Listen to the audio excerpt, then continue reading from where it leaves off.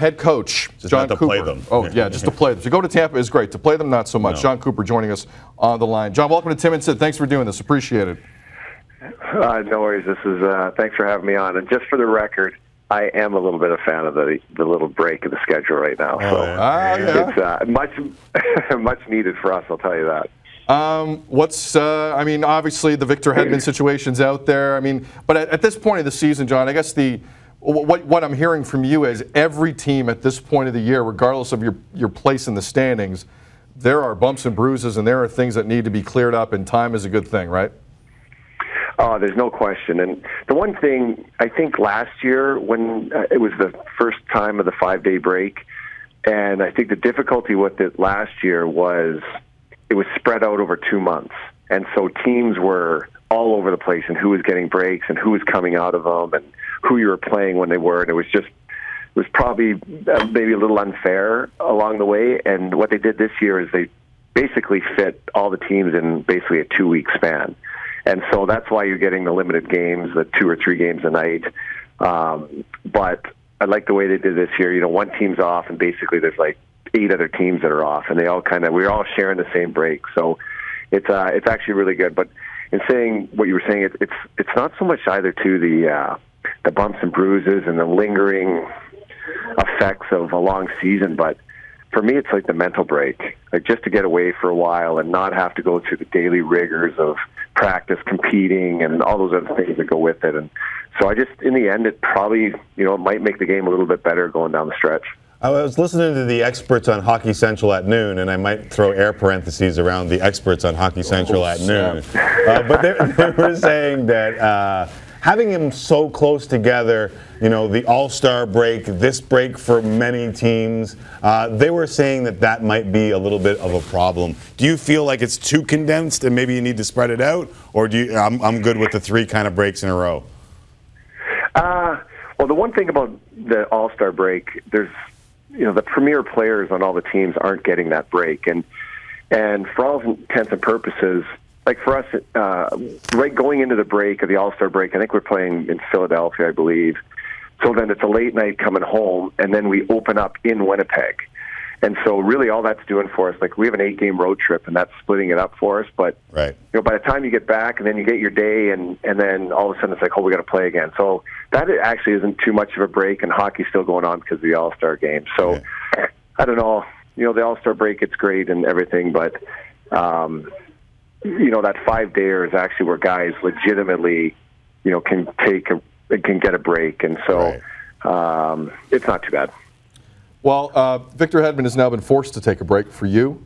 3 to 6 weeks, lower body. But hearing you talk after the game, Jon, last night, I got the sense I don't want to use the word scared, but you seemed really concerned at how that played out, and you thought maybe it was going to be a way longer break than it's going to be for Victor. This was probably as welcoming a news as we could have got or received. And that was the tough thing about last night's game. So we're going into the break, and we through 2 periods we had played pretty well, and we're down 3-1 after 2. Didn't feel like we should have been in that situation, but unfortunately we were.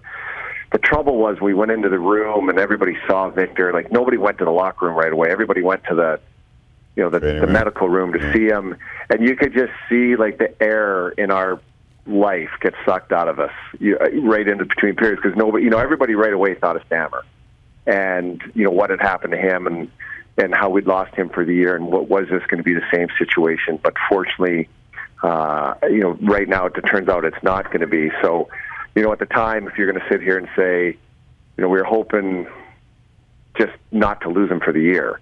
And so when we looked and said, maybe a month or something like that, we're like, okay, we can breathe a little easier. We just got to weather the storm. And teams go through this all the time. And unfortunately, it's tough for the game, because I know he was looking forward to playing in the All-Star game, especially in front of his hometown fans. Yeah. He has to miss that, and that's where I feel for him. Do you believe that there was the Norris Trophy winner sitting in that medical room when you guys walked by? I'm probably the wrong guy to ask about that.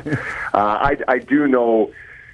So these awards, and you always believe they're team awards. When your team does well, other guys prosper. But the reason your team's doing well is because your stars are being your stars. Right. And I just know what he's meant to us. And it's, when you look at those awards, it's like, how much has he helped Tampa? And he's been the rock for us back there. And the guy you can throw over in every situation. And he plays the 25, 26 minutes, plays against all the big lines, and contributes, offensively, defensively, all over the place. Everybody says, well, how are you going to replace that? Is it everybody's going to chip in? I'm like, chip in? Like, if everybody chipped in, there'd be a bunch of Victor Hedmans.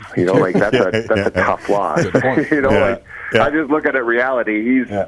He's one of the tops in the league, and really just kind of coming into his own. And so it's going to be a big loss for us. And somehow we're just going to have to weather this storm and wait till he gets back. You've weathered storms before, and I was thinking of Steve Stamkos, as you mentioned, him and his relation to knowing what he went through. Been a trying 3 years for Stamkos. I remember November 17th of last year, he had knee surgery. November 17th of this year, he had a 4-point night. How gratifying is it to see a guy like that kind of pull through and now see him have the success once again that he's having in the National Hockey League? Well, what was tough? So I got hired in March of 13. It was the very end of the lockout year, and so we come into the next year, and it's like first NHL job, and you just want to succeed and do well. And as you said, we're getting November, and we were doing well. We came out of the gate, I think we were 12-5-2, something like that. And then to see that horrific injury go down, and you're thinking, oh my gosh, like there's no way this could possibly happen. And the kid fought back through that. He missed 45 and came back and played for us in the playoffs. And then when he went through our conference final year, when he had the clots and stuff like that, and to see what he had to go through in a completely different way, because it wasn't that he was physically, it wasn't like he was in a pain. It was just his body had to kind of fix itself, and so you go through that, and then to go through this, and I'm thinking, oh my God, the league is missing out on a superstar's prime years, and for him to come back the way he did this year and produce, you can do nothing but cheer for him, because it's just not this year or last year's injuries, it's what's happened before.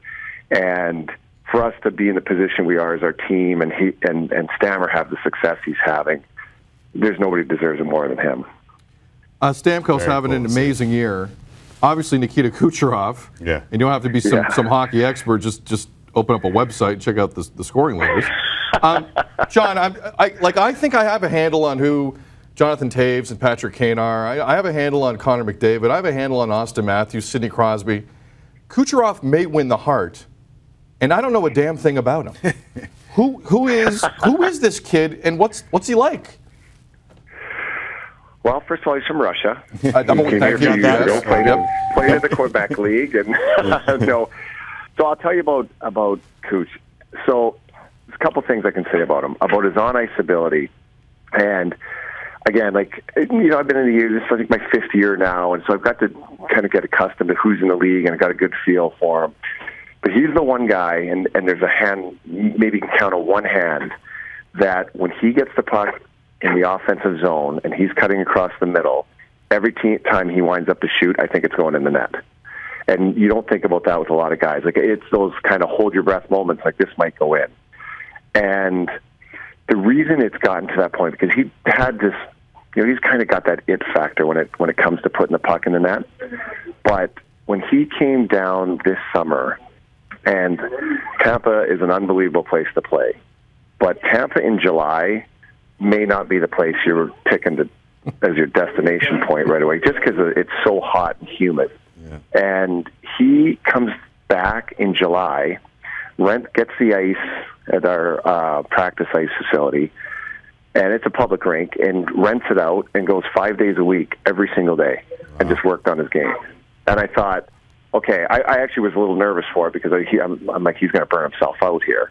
I go down and see him, and he'd just be on the ice by himself, or sometimes a player or two would trickle in. Vasilevsky came in for a week, and all he did was work on his game, and he'd bring skill guys in, and that was, to me, and to see what he's doing now, whoever's listening out there, those are the things you have to do, and he's earned his way to where he is right now. You know, it's funny when you say that, you think like that you wish you could have a team full of those guys that would just put in that kind of work. But it's true. Not a lot of people up here kind of understand what the guy's about because he's down there, and maybe that's why. You see the numbers, but past that, John, it's just a very he's a very interesting superstar to me. He's a very interesting superstar. And the one thing I'm looking forward to is in the All-Star game, because there'll be a little bit more open ice, and it's the natural thing is to put him with Stammer, but we move guys around and let them have fun and play in the game. But we recognize we're in Tampa, and it's funny, we just went through a little Canadian swing there against Toronto, Ottawa, and Montreal, and you kind of forget how passionate everybody is up there, because when we're down in Tampa, and me even being a Canadian, you grow up, you live it, breathe it, but it's just different when we're in our little cubbyhole in the South and we don't get all the Canadian channels all the time, and it's awesome being up there, and it's just you live, breathe hockey. But unfortunately, there are some good players playing outside of Canada, and you just wish everybody could be able to get to see all these guys all the time, because, and it's just not only Cooch. I mean, every team somewhere in the U.S. has got some good players, but you kind of. It's pretty cool that like an Austin Matthews is playing in Toronto, a Connor McDavid is playing in Edmonton. I mean, those are some premier players in the league that are playing in Canada, and you guys are very fortunate to have like an up-close look at those guys.